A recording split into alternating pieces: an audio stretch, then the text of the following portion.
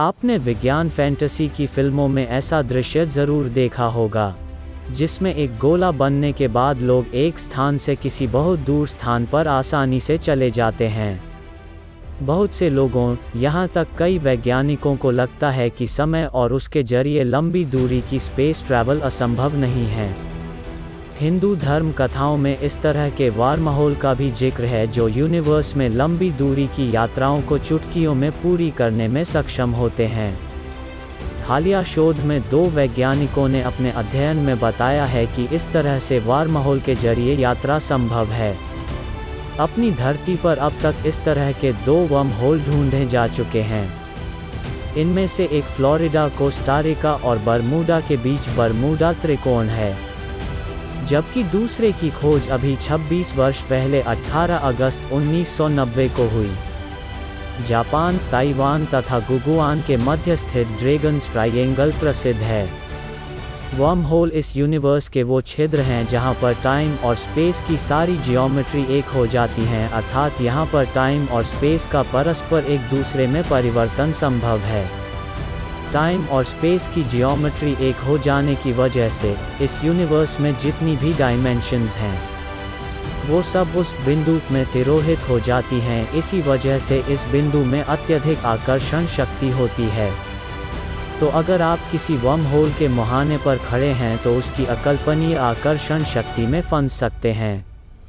एक बार कोई भी वस्तु उस छिद्र में फंसी तो वो स्वयं भी उस बिंदु के समान हो जाएगी, लेकिन अगले ही क्षण वो इस बिंदु से बाहर किसी दूसरे लोक में होगी।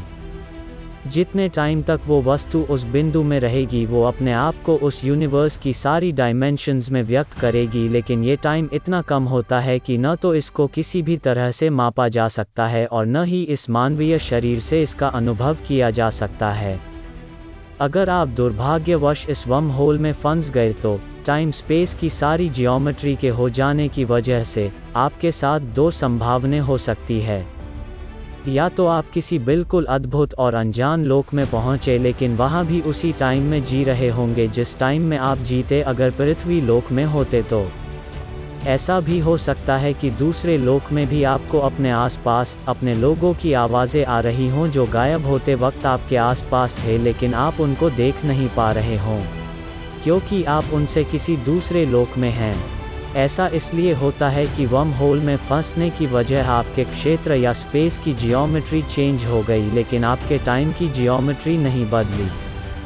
दूसरी संभावना ये है कि हो सकता है वर्महोल में फंसने के बाद आप वापस उसी जगह पर हों, लेकिन आपकी अपनी दुनिया के लोग वहाँ न हों। हालांकि हो सकता है जगह थोड़ी सी बदली सी लगे, लेकिन वास्तव में आप होंगे उसी जगह पर, लेकिन आपके अपने टाइम के संगी साथी वहाँ नहीं होंगे।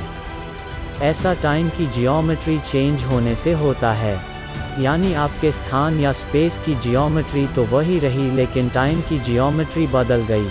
आप अपने ही लोक, अपने ही ग्रह पर, लेकिन किसी और टाइम में होंगे। वर्महोल की परिकल्पना वैज्ञानिकों के लिए अभी भी चुनौतीपूर्ण बनी हुई है, लेकिन यूनिवर्स के अद्भुत रहस्यों में से एक वर्महोल ने कई अनसुलझी गुत्थियों को सुलझा भी दिया है। पृथ्वी पर स्थित वर्महोलों के संबंध में वैज्ञानिकों के एक दल का विश्वास है कि इस प्रकार के अनेक छोटे वर्महोल्स इसके जल या स्थल भाग में स्थित हो सकते हैं, पर किन्हीं कारणों से उनके मुंह बंद रहते हैं और कभी-कभी ही खुलते हैं, और अधिकांश टाइम बंद रहते हैं। किंतु जब खुलते हैं तो इस प्रकार की घटनाएं देखने सुनने को मिलती हैं। इस संबंध में जानकारी प्राप्त करने के लिए वैज्ञानिक अब पृथ्वी स्थित अपनी प्रयोगशाला में ही छोटे आकार के वर्महोल विनिर्मित करने का प्रयास कर रहे हैं, ताकि उनकी प्रकृति के बारे में गहराई से अध्ययन किया जा सके। यदि ऐसा हुआ तो फिर लोकांतरों की यात्रा बिना किसी कठिनाई के कर सकना संभव हो सकेगा, और व्यक्ति इच्छानुसार किसी भी लोक का सफ़र किसी भी टाइम सरलतापूर्वक कर सकेगा। ऐसे गमनागमन का आर्ष साहित्यों में यत्र तत्र वर्णन भी मिलता है। महाभारत में एक इसी तरह के प्रसंग का उल्लेख वन पर्व के तीर्थयात्रा प्रकरण में मौजूद है, जिसमें बंदी नामक एक पंडित ने यज्ञ के आयोजन के लिए विद्वान ब्राह्मणों को समुद्र मार्ग से वरुण लोक भेजा था। चर्चा यह भी है कि यज्ञ के उपरांत वे सकुशल पुनः उसी मार्ग से पृथ्वी लोक आ गए थे। इससे स्पष्ट है कि तब लोग उस विद्या में निष्णात हुआ करते थे जिसे आत्मिकी या उच्च स्तरीय रूप माना जाता है। यदि ऐसा नहीं होता तो उनका वापस लौट पाना एक प्रकार से अशक्य बना रहता। आज इसी अशक्त के कारण ऐसी घटनाओं में व्यक्ति एक लोक से दूसरे में पहुंच तो जाता है, पर फिर अपने पूर्व लोक में वापस नहीं आ पाता। इससे यह भी साबित होता है कि अन्य लोकों का सुनिश्चित अस्तित्व असंदिग्ध रूप से विद्यमान है। इसी का समर्थन करते हुए प्रसिद्ध वैज्ञानिक रिचर्ड एच. ब्रायंट अपनी कृति अदर वर्ल्ड्स में लिखते हैं कि भौतिक आयामों से परे अपने ही जैसे किसी अन्य यूनिवर्स के लिए यह जरूरी है कि व्यक्त 4 आयामों के अतिरिक्त और 4 आयाम हों। यह आयाम प्रत्यक्ष आयामों को ढकेंगे नहीं, वरन हर नया आयाम प्रत्येक दूसरे से समकोण पर स्थित होगा।